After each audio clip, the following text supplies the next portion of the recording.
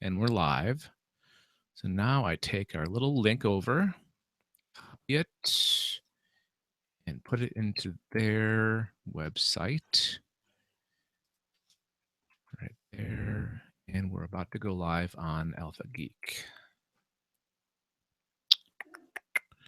All right, there we go. We should be live. So let's start the recording.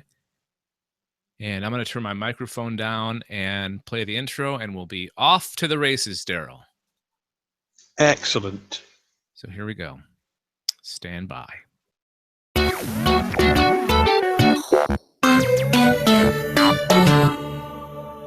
You are listening to Alpha Geek Radio. The following is a production of Galactic Netcasts. We interrupt this program to give you a bulletin just received from one of our naval units at sea.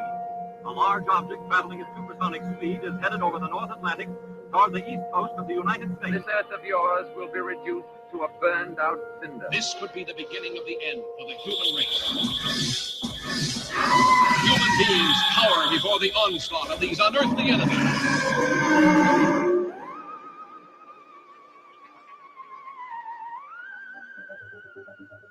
It's Thursday, November 12th, 2015. Welcome to the Alien Invasion, episode 164, a production of Galactic Netcasts. I'm Dave Nelson, and joining me tonight on this episode is the voice of Who Knew and Review, a Doctor Who podcast, which you can always hear at the end of this podcast, the Alien Invasion podcast, all the way from the UK. Welcome to the Alien Invasion, Darryl Johnston. Darryl, how are you? Hey Dave, not too bad, thank you very much. Does that mean I have to stay awake longer to do the Who Knew review at the end here? Yes. I'm sorry. You didn't tell me that. You didn't tell me that, Dave. It's already really late there, right? It's like 1:30 in the morning. Yeah, we're getting to 1:30. It's all right. I've got caffeinated beverage. I'll be fine.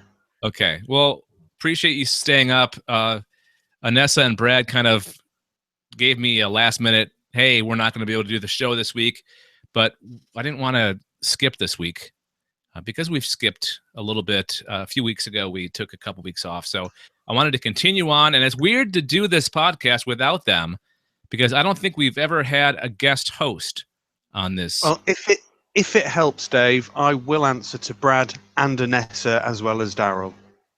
Well, maybe we could make a whole new name for you, combining all three names.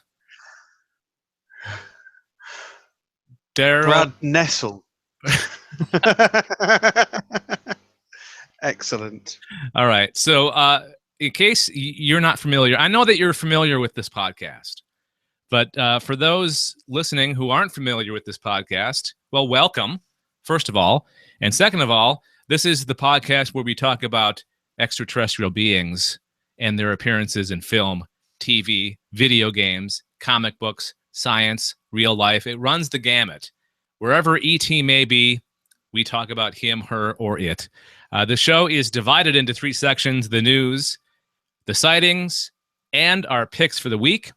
If you'd like to watch the show live or watch it later, archived, you can do so by going to our website, gncasts.com, or following us on Twitter, Facebook, Google+. We'll let you know when we're going to be live and tweet Facebook or Google+ out the link, or watch us later on at youtube.com/Galactic Netcasts. So, my friend, Darryl, are you ready to talk about aliens? Oh, I'm ready to talk about aliens, Dave. All right, let's jump into it. Here we go. In the news. And this is usually the kind of story that Brad covers, and I'm really nervous because I don't have the background that he has. I don't have the authoritative voice that he has, so I may not be as convincing at this than he, but I'll give it a try. And it's a really kind of long, complicated story, but I'll try to muddle through. So, Darryl, are you familiar with the Drake equation? I familiarized myself with this earlier, but I'll be honest, I don't fully understand it. Okay. No, I forgot to ask you what your familiarity or what your level of interest is in aliens.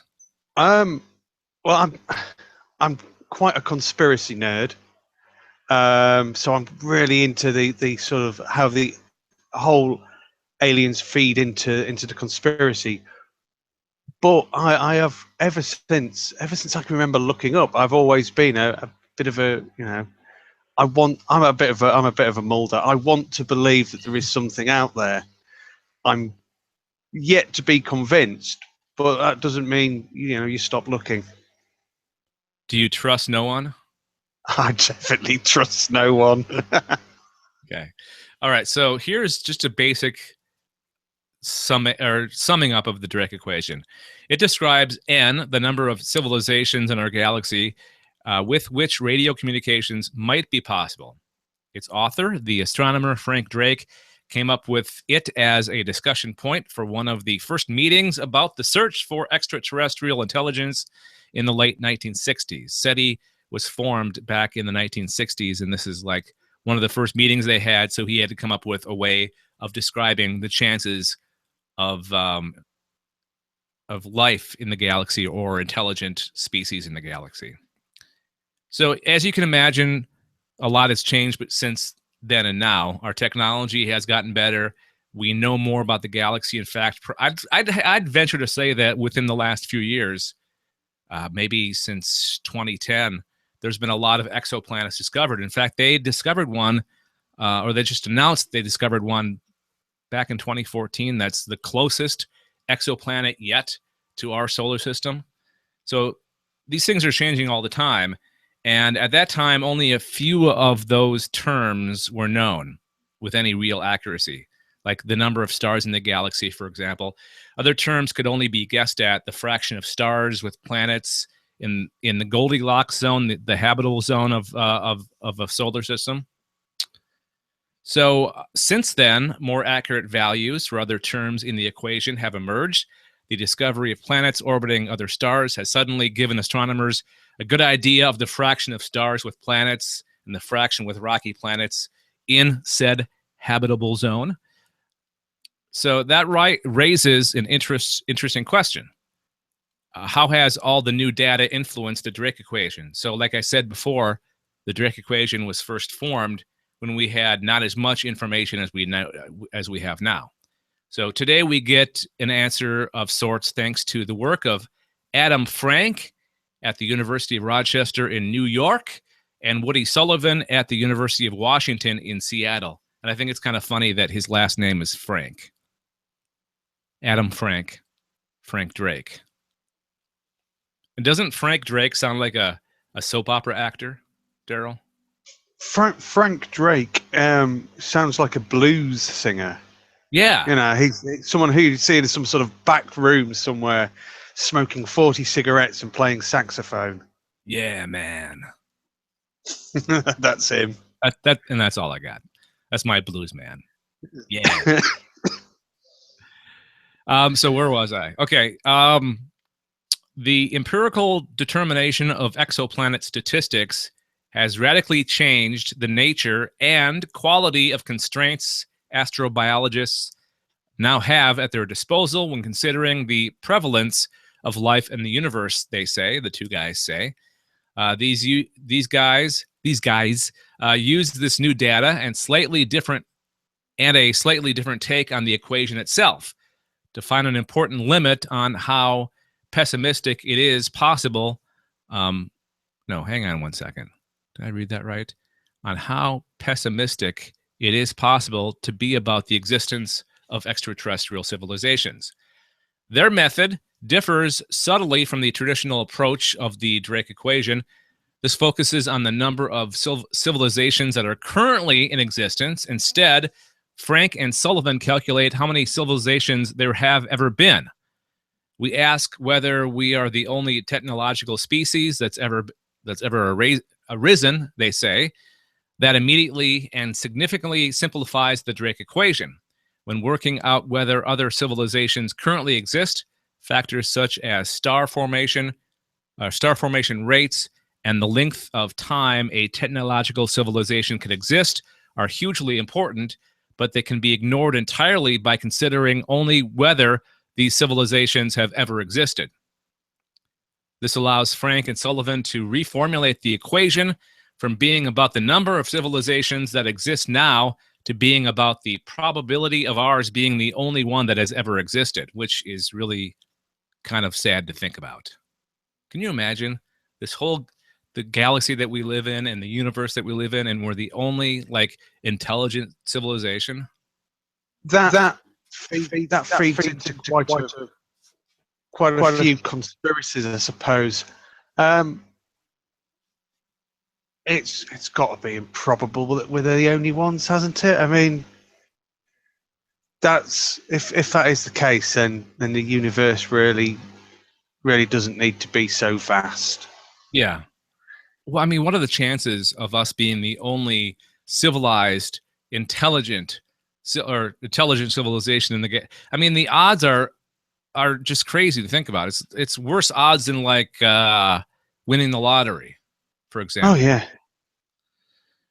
So, plugging in the new exoplanet statistics, Frank and Sullivan come up with a specific number. We find that as long as the probability that a habitable zone planet develops a technological species is larger than about, and I had to look up how to say this, 10 to the power of negative 24, which there's got to be a number that equals to, right? 10 to the power of negative 24. I think this is where the problem with science comes in, because that means nothing to me. Yeah. You know, they might as well say, well, there's a chance, and that number is B, because that's not a number. Give me something I can work with. Well, they mention a number later on in the story, so maybe when we get to that point, we'll figure out that that's what that means.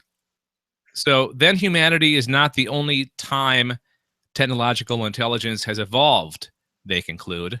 So their conclusion is we're not the only intelligent species in the universe that's developed technology, is what they're saying.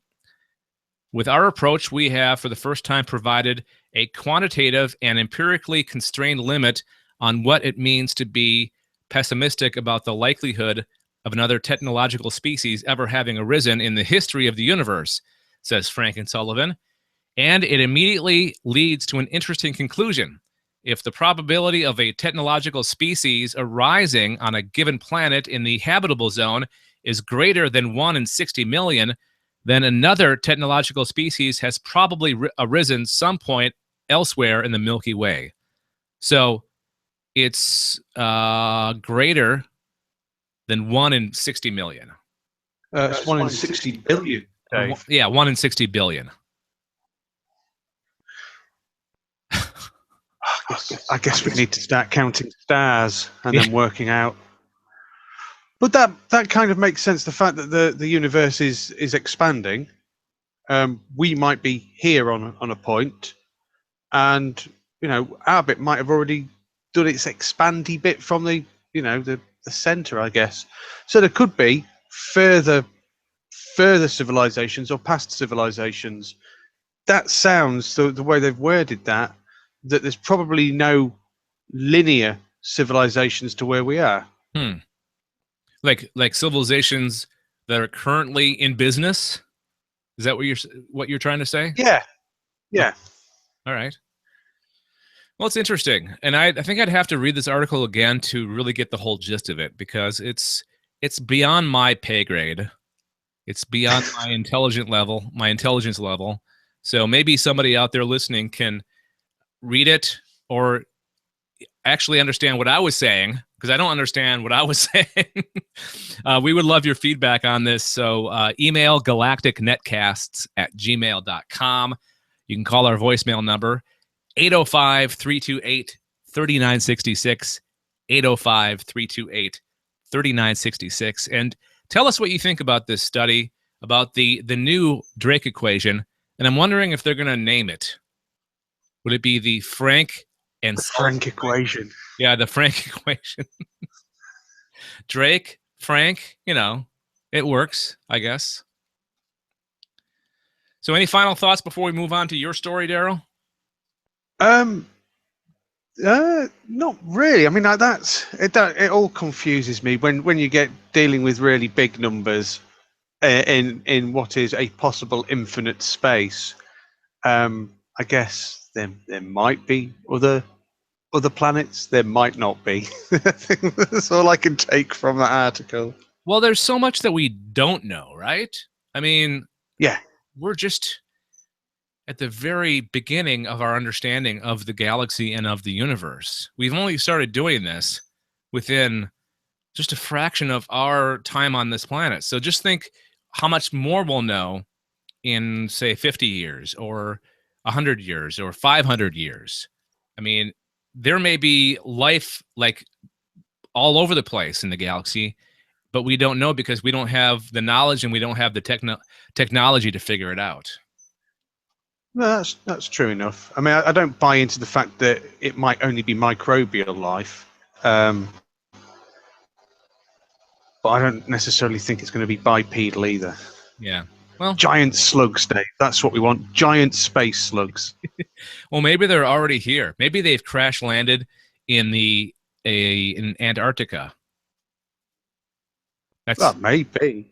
That's your cue to go into the next story, Darryl.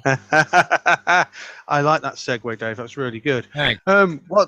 Whilst looking for a story today, we stumbled across this. Now, at first, the story I found this story on Disclosed TV, and I almost stopped reading straight away. But I see other news outlets have picked it up, and this particular cutting is from the express.co.uk, which I know is a stalwart go-to website for you guys. I know you like the Express and the Mail Online. So it was revealed earlier this year the claims of another UFO hunter that he found the crash site and wreckage of an alien craft that he believes to have been downed in the Antarctic. Valentin Degtyarev from the city of... This is like one of your documents, Dave. It's got complicated words. Hey, you know what? I wasn't going to you the story, but I figured you found this one, so handle it. So Degtyarev from the city of Nizhny Tagil in central Russia says he found the UGO, the unidentified ground object, online using Google Earth. Now, fellow researchers have dug out satellite images of the same site just off Willeyfield Road, which were taken in April and December 2011. So this isn't a brand new crash site. This didn't happen, but this has just been reported on because of the way people have been researching. And I guess Google Earth's a fantastic tool for that. Having someone periodically take satellite photos of areas is a great way of tracking what's happened. Now, they say it found the pictures which believes to show 4 tanks in line. Have you seen the photos on this article, Dave? Yes, I have, in fact, seen the photographs. It's undeniable that it's clearly 4 tanks. Let me take and they're in quite an odd place. Okay, why don't you explain to the listeners and say they're not able to actually look at the photos? Well, the actual image is of the ice fields in the Antarctica. It's quite close to some roads. Now, I didn't actually realise there were some roads in Antarctica, but apparently they are. Well, I mean, there's quite a few people in Antarctica now. I mean, there's always a presence there, so maybe there's got to be a roads for them to get around. I guess so, but it was just unusual to see 4 tanks lined up, and what does clearly look like something has ploughed into the snow. The unusual thing is you can only get so close before the image completely changes, which suggests that images have indeed been removed from the farthest zoom. But it clearly does look like something has crashed into the snow and skidded to a halt. As soon as I saw those images, the first thing I thought is, well, why would you have tanks in Antarctica? There's absolutely no reason for tanks to be there. Well, maybe some government, the world government, found out about this crash UFO and they deployed their world army or the World Defense Force to fight the aliens inside. Well, so it's an ideal place because apart from research bases, there doesn't seem to be a great deal there. It's not like it crashed into my village, starting some sort of War of the Worlds scenario. And let's be honest, if you were gonna visit this planet and you wanted secrecy, I guess you'd head for the poles where there aren't as much population, or the deep south, you know. Yeah. Now, this does actually have a YouTube video attached where the chaps who work for a particular network, just trying to see if I've written that down, where the chaps who work for this particular network are commenting on it. And whilst it doesn't give absolute proof that it is something alien, it clearly shows there is something quite strange there. They indeed say, why do they have tanks around it? And it is something on Google Maps. It's not something that they've edited in.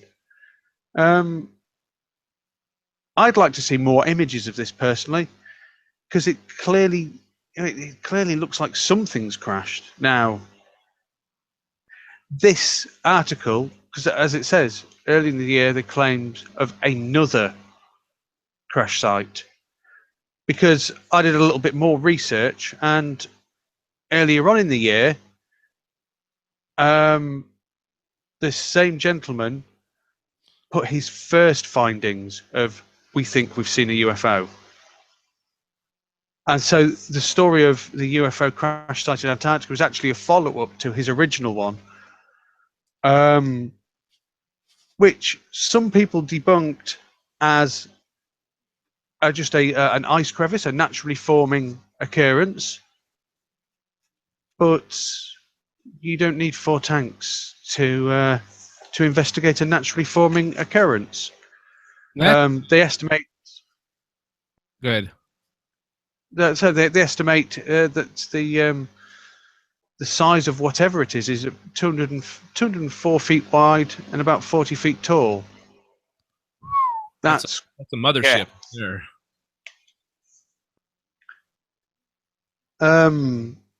But yes, quite a few people. There's quite a few people from different walks of life.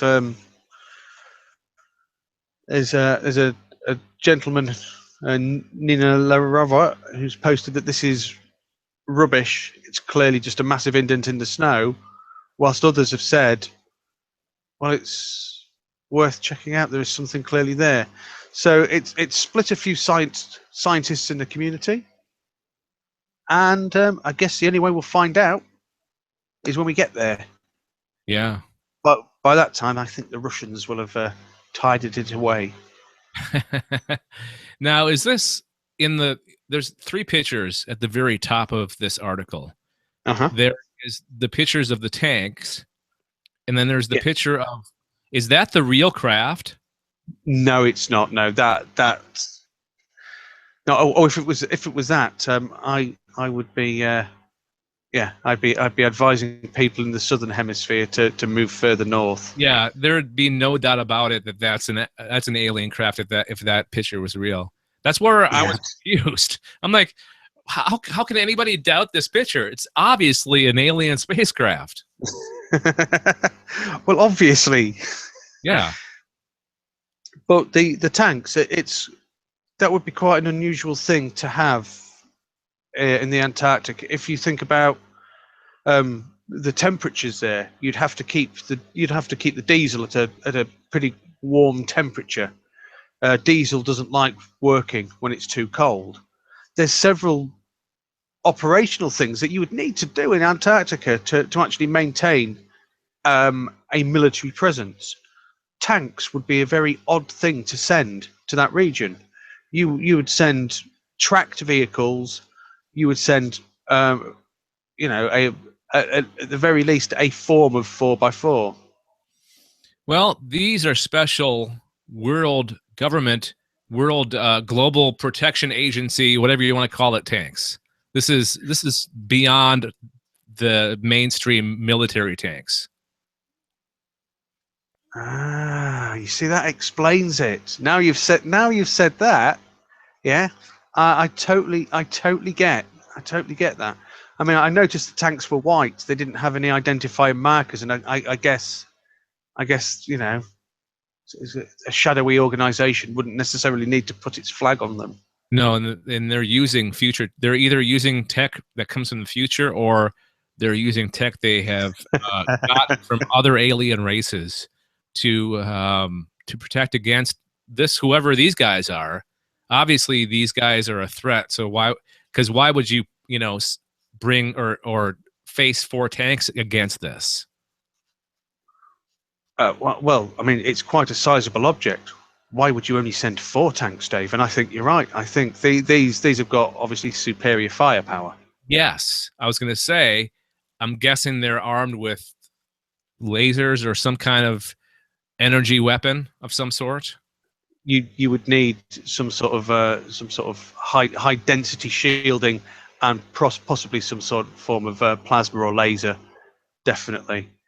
It makes you wonder what happened inside the UFO to cause it to crash. Do you think, you know, one of our bases in one of the polar regions shot it down? Maybe. Doesn't Stargate have a base in the Antarctic? I think they have. Well, there are some very popular conspiracy theories with regards entry and exit portals, and there is an exit portal in the southern hemisphere around the polar region. Okay. So it could quite easily have been ejected from the portal and either been damaged in some sort of fight, or brought down by one of our own. If you believe the conspiracy theorists, we do have a Stargate style Antarctic base already. How about this for an explanation? Maybe the tanks are actually from the downed alien craft. Maybe they're like escape pods of some kind, and they're trying to survive because the mothership is damaged. That would make sense if you had a UFO, an interstellar craft, a transdimensional interstellar craft. You would probably want some form of escape pod, because, you know, things can go wrong. All right, hang on one second, Darryl. I'm having technical difficulties. My screen went blank. So one second. That's a problem. I may have to switch bring my laptop over here if this doesn't work. Oh, there it is. Okay, well. Oh, no, we're not. Hang on. Oh dear. Well, I suppose the one thing that you can do is we could possibly try and reach out to Valentin Degterev to see if he could proffer any more of an opinion. Of course, this isn't the first time he's mentioned this, so there's a high possibility, Dave, that that this story isn't going to go away, and that we will get more information on this. All right, keep talking, Darryl. Yep, absolutely. I know we have some listeners in Australia, and that's about as south as I can manage. So maybe something's been reported in their press that we haven't seen. And if that is the case, we'd love to hear from you. You can leave voicemail messages on our website. If you go to gncasts.com, I don't know where the speech icon is now, but you just need to click the icon and leave a message straight from your browser.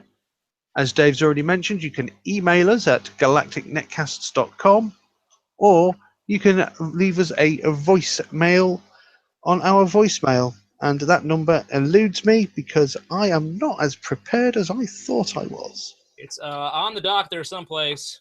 Yep, that's what I thought. Stand by. Yep, oh dear, it's all going...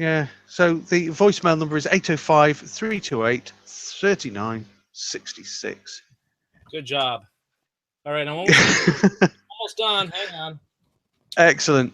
I think what's happened here is all this talk of aliens, and I think they've taken quite a bit of exception to Mr. Nelson, and they've obviously taken down some of his equipment. I think you're right. But it looks like he's back with us now. Okay. Let me readjust my camera. That's what you get for having a used monitor. All right. I apologize for everybody watching. All right. I think I'm good now. I think you're good. All right. Now the real question is, will I be able to see the text on the screen that far away? Because it's now my laptop. See, I was using an external monitor on my laptop, which was to the right of the main monitor, but now the screen is further back. So I wish me luck, please. I wish you luck. This is why I went analog. Show that again. Yep, there we go. It's all analog. Ah, there we go. Yeah, I should start doing that. All right. So, oh yeah, I think we have to start the recording up again. Hang on. There it is. We're back. Okay, well, whoa! No, we're yeah, not. No, we're not. Hang on. All right, we'll just start from there, right there. All right, so I'm back after that slight technical malfunction, but I think we'll be all right, Darryl. Do you want to just move on to the third and final story? The third and final story. Yep, sure, absolutely, Dave. It's one that you have put on this document, which is what Ridley Scott regrets about Alien. Yeah. So the 77-year-old director, he's from the UK, right? He is, yeah. Do you know what part of the country he's in or from? I think he's from the northeast, but I'm not 100% sure. I know he filmed part of Alien, the original, in the northeast, which is why I seem to think it's the coal-stained beaches of the northeast. He filmed there to get that sort of atmosphere. So I'm almost certain he is. Okay. 77? Yeah, he's 77 years old. It's hard to believe. That is, isn't it? So he's hard at work on the follow-up to Prometheus. It's now titled Alien Paradise Lost. He recently talked to IGN and revealed that he wishes he hadn't let other filmmakers get their hands on the Alien property. Did you know that? I didn't, but that makes sense. That makes sense because whilst it's good to have entertainment out there, Alien versus Predator sucks. Well, it weakens the xenomorph, and I just think, you know, once you start doing that, you create a divergent universe which doesn't make any sense. So I can see why he'd say that. The first three movies were all right. I liked Alien. I liked Aliens. It was a different take on it. It was James Cameron's take on it. It was more of an action film.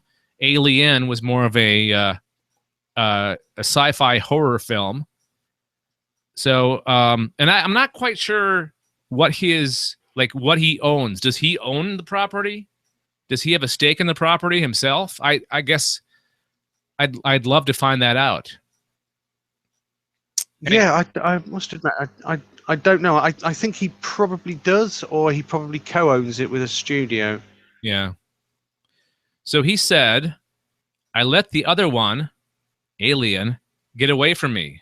I shouldn't have. That's a direct quote from Mr. Scott.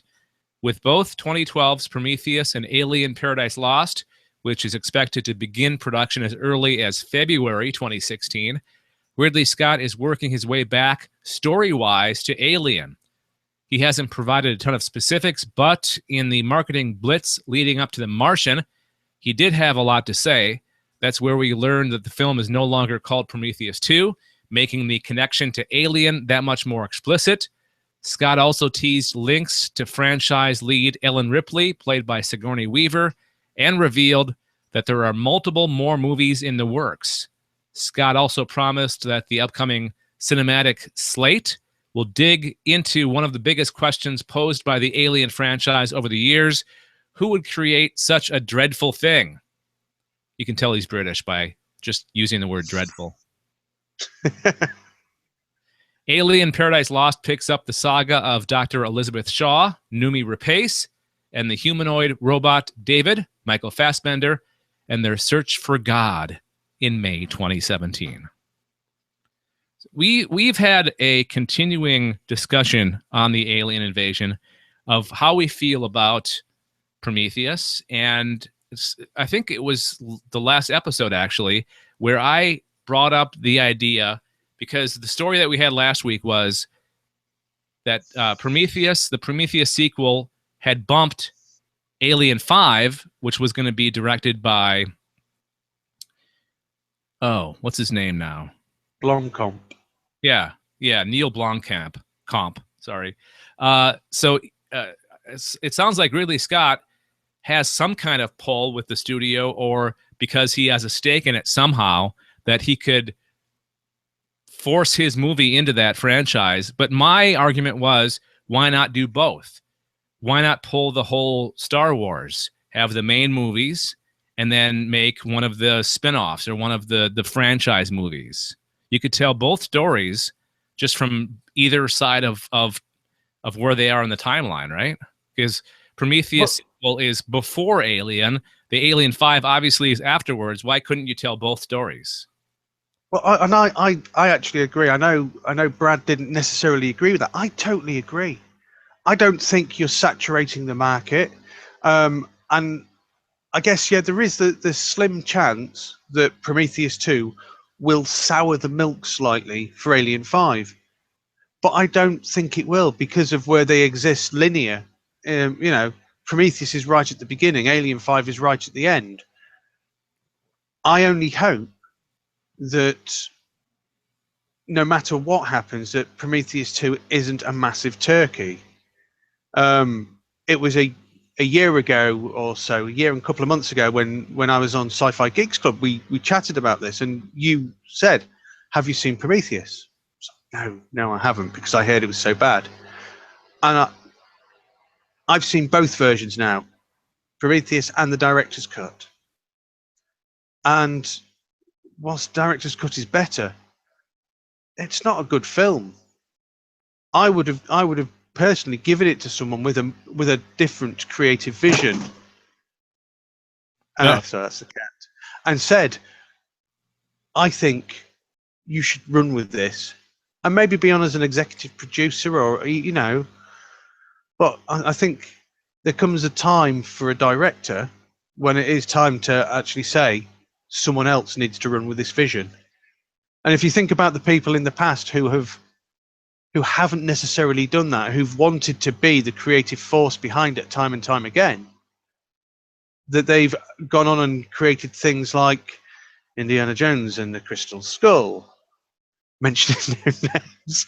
And I'm just hoped that Ridley Scott doesn't run into the same traps, by wanting his vision all the time. Personally, I would have binned Prometheus 2. I would have left it there as an ambiguous start, and then worked on Alien 5. But that's, I don't work in the movies. I don't know how these things are put together. From what I can figure out from Prometheus, from the interviews that I've recently read with, I forget the name of the producer, but he was involved in Star Trek, and I think a lot of the J.J. Abrams stuff, but he was brought in to do some of the writing on the script. I think the original script for Prometheus, it sounds like it was one story, and then Ridley came in and decided to make it connected to the Alien universe, and that's where it went bad. At least that's what I what I got from the interviews I've read recently. I can from the film I can actually see that. Some of the set pieces of Prometheus is fantastic. You know, the ship, the pilot or gunner in the chair. But I think the film would have been better without the references to Alien, and maybe in Prometheus 2 slowly introduce the idea that what you have actually seen is an earlier stage xenomorph. How far in the past is Prometheus compared to Alien?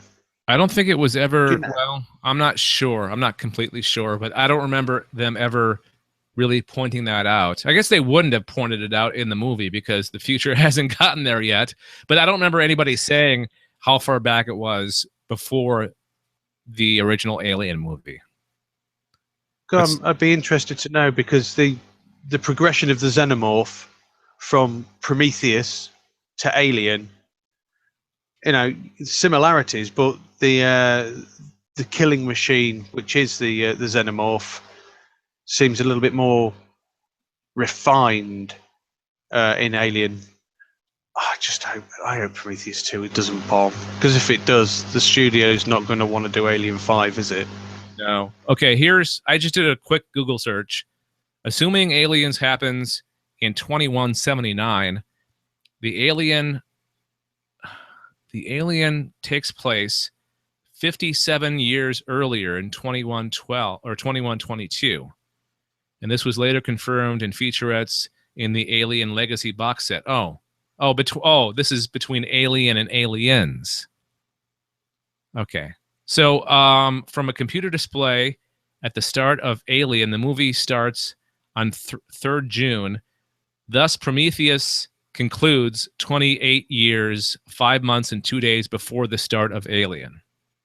So it's a lot sooner than I thought it would be. Yeah, I thought it would have been hundreds of years. So 28 years. Yeah, theoretically, it wouldn't take that long to get from the Prometheus storyline to Alien, especially with the way time works in space, right? Yeah. Okay. No. That's interesting. Let's just hope it doesn't bomb, Dave. Yeah. Because I want to see Alien 5. Yeah, I want to see Blomkamp's interpretation, because he does Alien so well. I mean, he got a start with District 9, right? That was his first real big movie, and that was such a great film. I'd like to see him take that and like interject it into the Alien universe. That would be really good. It's kind of like bringing J.J. Abrams in to refresh the Star Wars universe. It is, yeah, absolutely. Okay. I'm glad we agree. You know, as long as they, as long as they don't dilute the xenomorph. Yeah, that's true. Okay, so let's get your thoughts on this. Our email address is galacticnetcasts@gmail.com.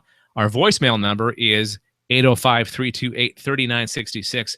I wanted to mention one more thing before we move on to sightings. There's a great article on io9.com that addresses my point of having both the Prometheus sequel and Alien 5 done at this or around done concurrent. No, not concurrently.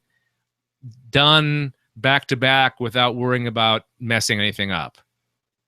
They also brought in the whole Star Wars Marvel sort of argument that you can have a universe and have multiple movies from different timelines and be fine with it.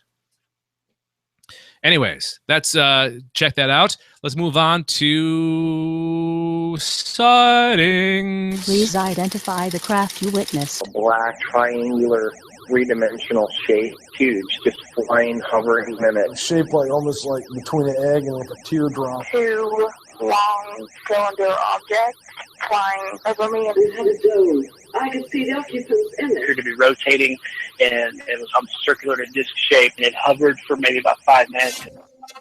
All right, this is the sighting segment. This is an occurrence in history where somebody saw something unusual that may or may not be alien related. Usually what we call a UFO or unidentified flying object. And I've kind of been going back and forth between the famous historical ones like the Betty and Barney Hill cases to things more recently. And it's time to talk about something more recent, like the Wyoming rectangle UFO sighting that happened this spring, April 15th, 2015, tax day in the States.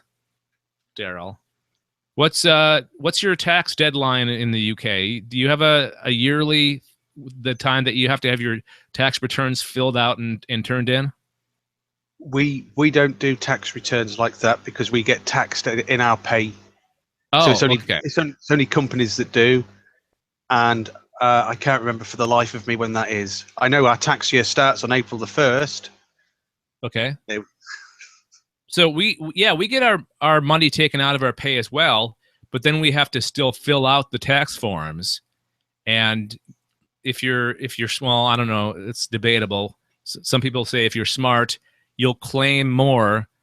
That way they'll take more out and you'll get money back after you fill out your tax return.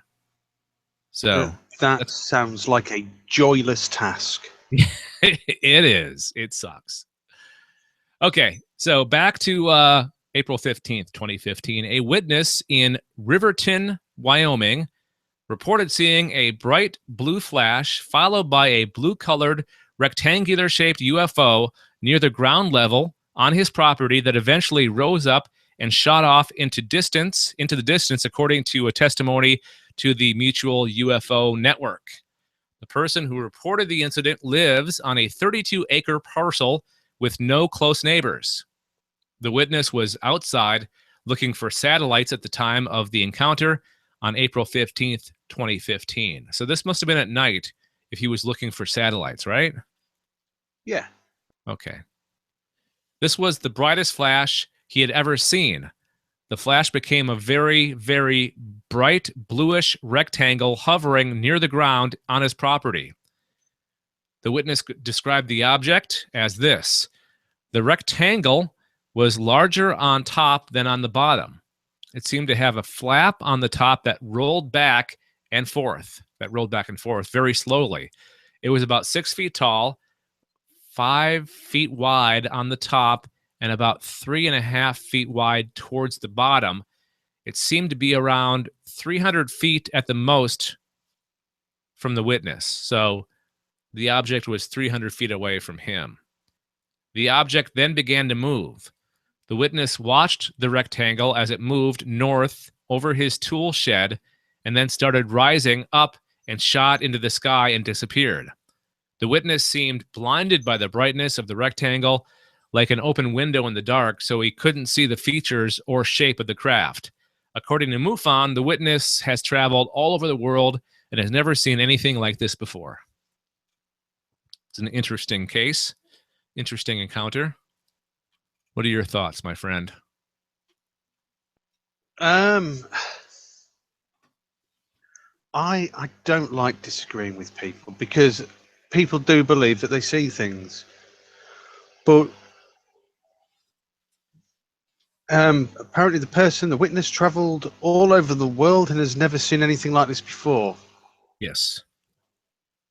I know it's a racial stereotype, I suppose, but the average American has not traveled all around the world. No. So all of a sudden you've got someone who lives in the middle of nowhere. He's got no neighbors, but he's affluent enough to be well traveled. Yet he's on this particular land on his own. There's several things that don't quite add up. Yeah.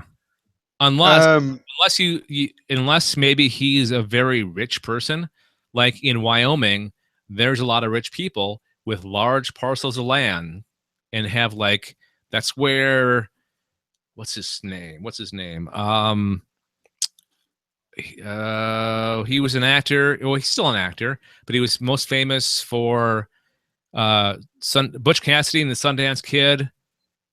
Robert Redford. Robert Redford has his big-ass ranch in Wyoming. So it's possible that he's like a really, really rich person, which would explain the traveling around the world part. Well, it certainly would. And let me put this to you: if you was a reasonably affluent person living in your ranch in Wyoming, Dave, would you have CCTV? Probably, yeah. And yeah,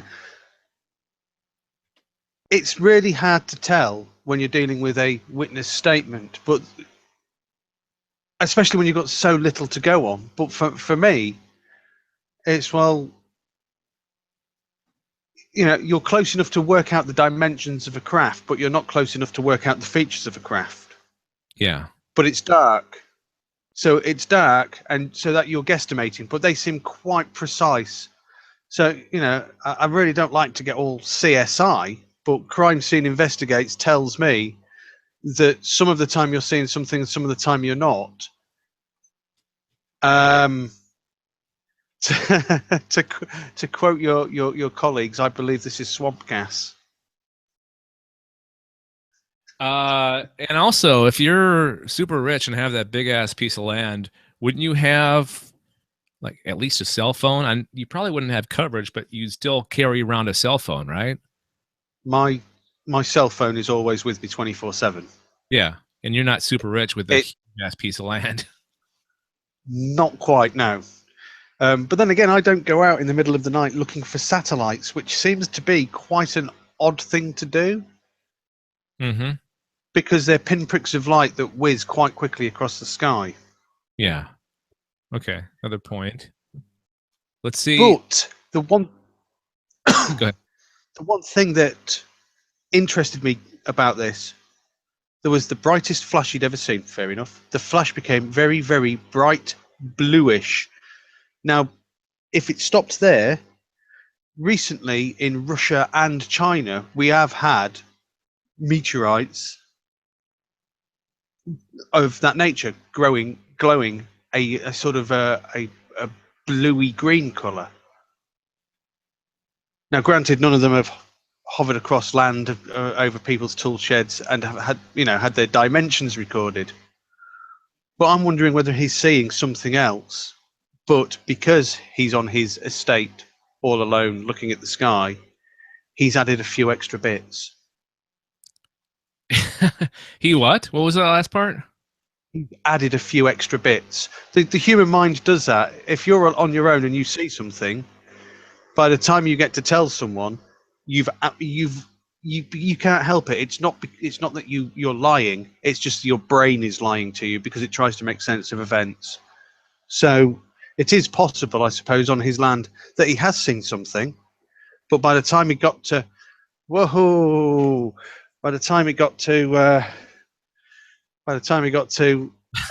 the cat, Dave. Don't worry. By the time he got to actually say something, he'd already added extra bits. He'd already come up, with the dimension because that made him feel better. Yeah. There's one more thing that I didn't include in the story, but in the original article, they said that he called it in, which also is weird, right? Like most people would go online and report it that way, but he actually, I don't know. So I was going to say, if he's calling it in, he's not that, like computer or internet literate, but then at the same time, he'd have to find the number online unless he already had the number, hoping that he'd see something. And in that case, that really blows holes in his credibility. If it was you, would you call it in, Dave? No, I'd probably submit it online. I'd probably just put it in my Facebook status. I saw something weird in the field today, because I don't. Even if you had seen something and you had concrete evidence of it, as soon as you make that phone call, as soon as you submit it, your credibility is going to be attacked.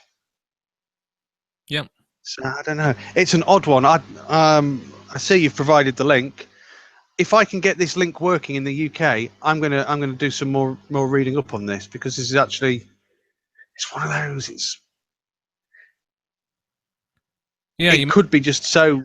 Yeah. Yeah, you know what? Jump on to MUFON, and you might be able to find it. I'm sure that you'd be able to get on the MUFON website. So Absolutely. Well, I mean, it's clearly dated, so there's a lot of information on there. We know where it happened and when it happened. So yeah, okay. I think I will make a note to visit MUFON. You could also check out other cases that happened around that time period, because a lot of times there'll be similar cases happening close together. In like I don't know, a region of the U.S., for example, would have 3 similar UFO sighting cases, and if that's the case, then that lends to its credibility. But that's just, I don't know. Do as much or little research as you want to do. If anyone is listening and they are from Wyoming and they remember something similar, I'd be quite interested to know, Dave. Yeah, I would too. Oh, and you can contact us if you are that person. If you are said person, galacticnetcasts@gmail.com is our voicemail number, and that's our email address. Our voicemail number is 805-328-3966. And like you mentioned on the website, gncasts.com, click on the little tab on the upper left-hand corner of the screen. Click on that and record your voice message directly through our website. All right, let's move on to our picks. These are things that we have watched, read, listened to, played, etc., all related to aliens in some way. And I'll go first, if you don't mind, Darryl. Excellent.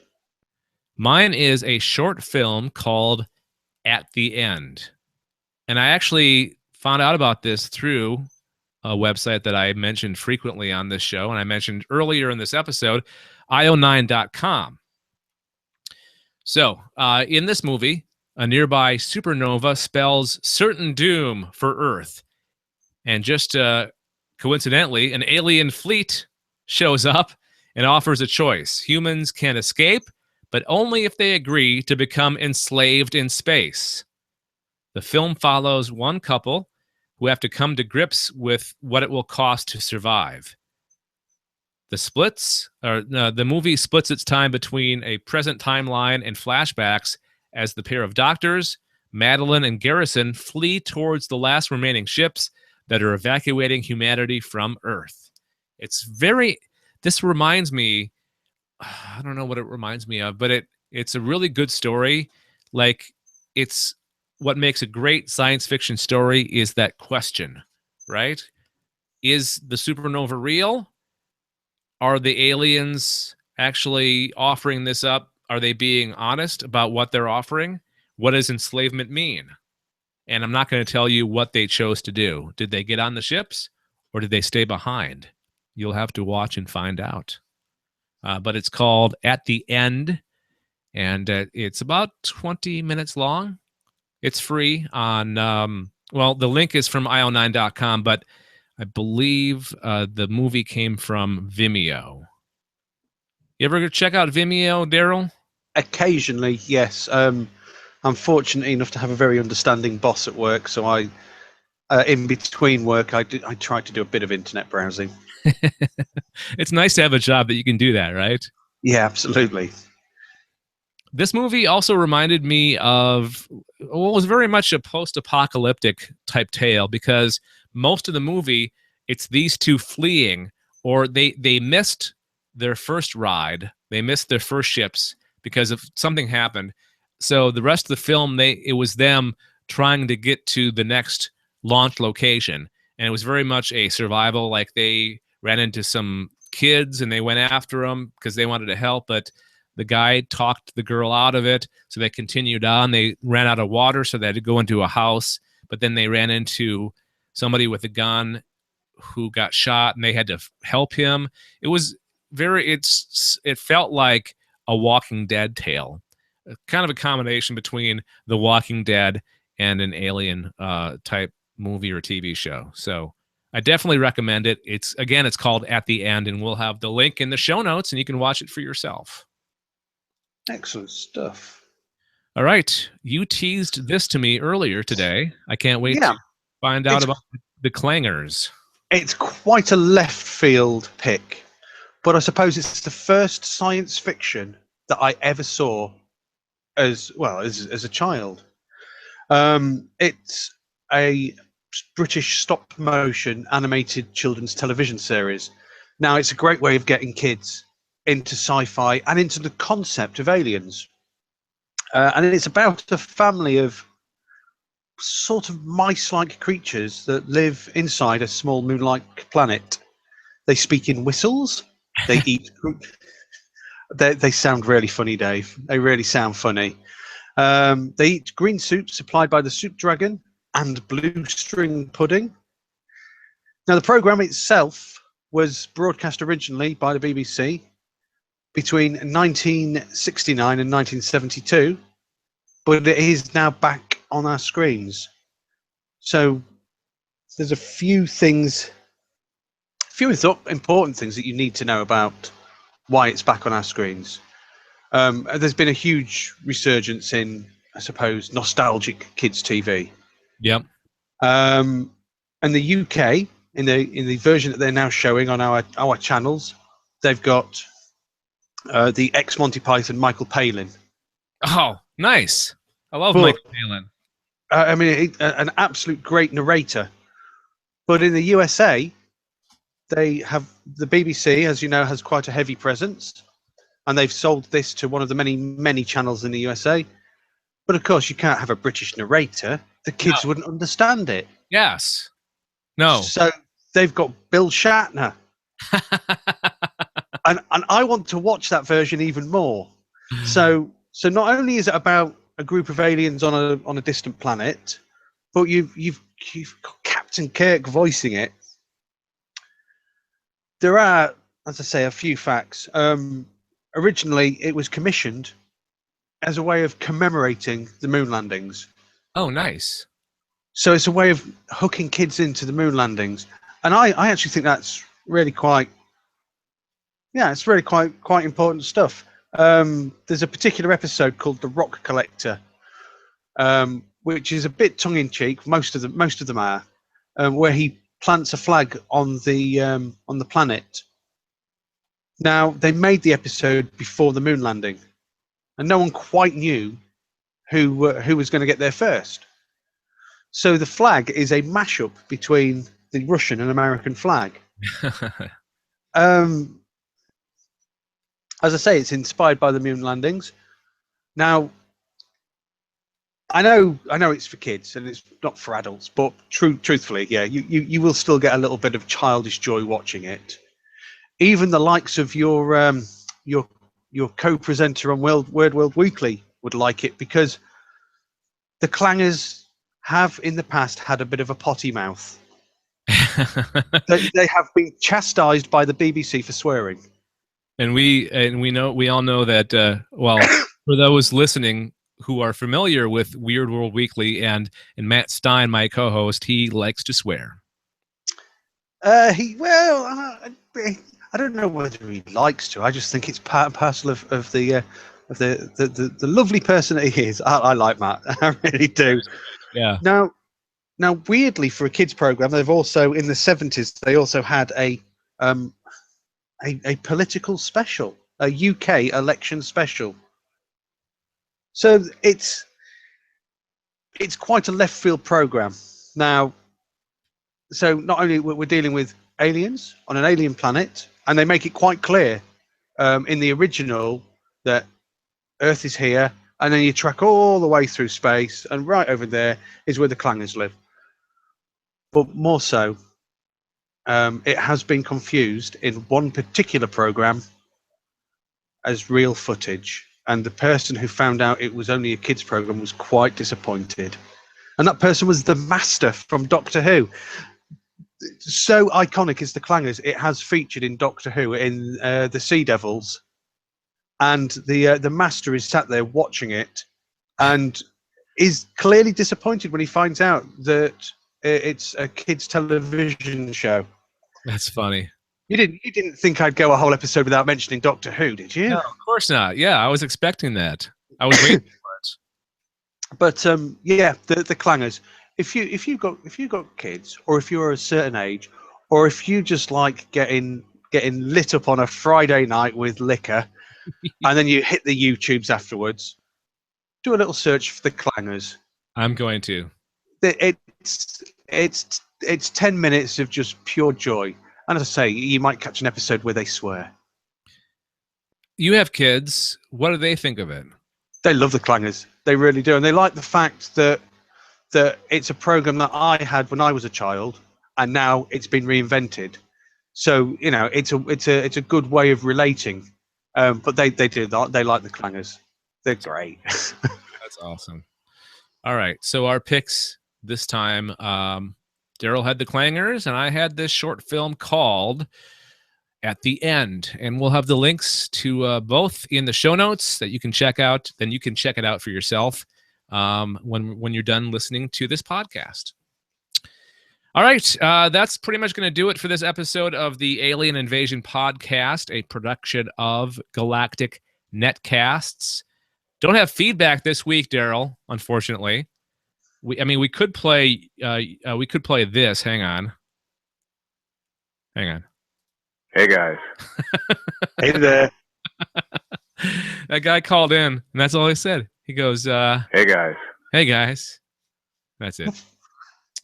But we've given you the feedback information several times throughout the show. We should do it again, just to make sure that you got it. galacticnetcasts@gmail.com, or call our voicemail number 805-328-3966. You can find out more about this and the other podcasts on the Galactic Netcast Network by going to gncasts.com. You can check out the show on video at youtube.com/galacticnetcasts. Subscribe to the podcast by finding us, searching for us on iTunes. And please, if you subscribe through iTunes, give us 5 stars and a review if you can. If you do it through Stitcher, search on Stitcher, and you'll find the Alien Invasion there. And give us a thumbs up. Yep, thumbs up on Stitcher, and we're available on other places, including Google Play Podcasts very soon. So be looking for that. Also, one more thing. Join the Galactic Collective on our website, gncasts.com. You become part of an exclusive inside circle of listeners and fans with cool perks. For example, at a certain level, you can get Darryl's voice on your outgoing voicemail. I will record your voicemail. Yes. I'll say anything you like. That's a little bit scary, but yeah. Get involved with the Galactic Collective by going to our website, gncasts.com, and click on the Join the Galactic Collective. All right, before we get out of here, Darryl, tell us a little bit about what you have going on, including the Who Knew and Reviews podcast, which is now its own feed, which if you're watching us on video, I'm going to point this at the camera, and let me know if you can see this. Can you see that, Darryl? Oh, you can, yes. Yeah, that's your podcast right there on iTunes. Awesome. Yeah. Well, as you know, that's the little news feature that I do. I do news when they're not showing it, reviews when they are. It's something that I enjoy doing. Of course, I still churn out occasional content for my own network, which is Imperial Steam. Also record what I like to think of as radio featurettes. So we've done one on how to survive a zombie apocalypse. If you live in my village, that is.